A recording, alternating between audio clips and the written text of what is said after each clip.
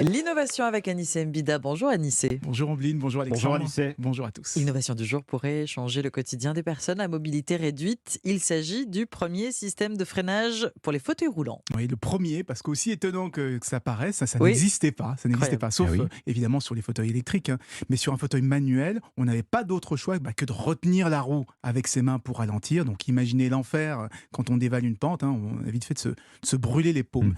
Heureusement, il existe désormais des roues spéciales équipées d'un système de freinage ultra intuitif. C'est-à-dire qu'il n'y a pas de levier, il n'y a pas de manette, il n'y a rien. Tout se passe de façon naturelle sur la main courante. C'est-à-dire qu'on la pousse vers l'avant pour faire avancer le fauteuil. Il suffit de la tirer légèrement vers l'arrière pour ralentir. Pour vous donner une idée, ça fonctionne sur le même principe que les vélos hollandais, vous savez, où il faut rétro-pédaler Ah oui. pour freiner.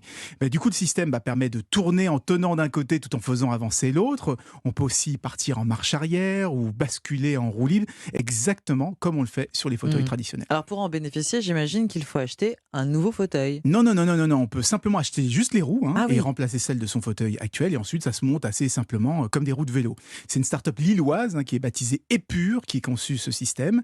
Ses ingénieurs travaillent dessus depuis près de 6 ans, et après moult péripéties, il est enfin Mhm. commercialisé. Alors, la paire de roues coûte quand même 2000 €, donc c'est Ah pas oui. donné, mais la société fait tout actuellement pour qu'elle soit en partie remboursable par la sécurité sociale, ce qui rendrait le système de freinage un peu plus accessible. C'est pas donné. C'est quand même surprenant, Anissé, que personne n'y ait pensé avant. C'est vrai, c'est très étonnant. Alors, il y a quand même eu plusieurs tentatives, notamment une sorte de frein d'urgence, genre frein à main, mais qui pouvait vous faire décoller du Bien fauteuil. sûr, c'est dangereux. On a aussi essayé des poignées, comme sur les vélos, mais vraiment aucun dispositif n'avait réussi à atteindre la fameuse phase d'industrialisation. Résultat, c'est que les personnes à mobilité réduite se retrouvent aujourd'hui planifier méticuleusement leur parcours pour éviter les marches, les escaliers et les pentes fortes. Preuve qu'il reste encore beaucoup à faire en matière d'accessibilité. Oui. Merci Anissé Mbida. Merci.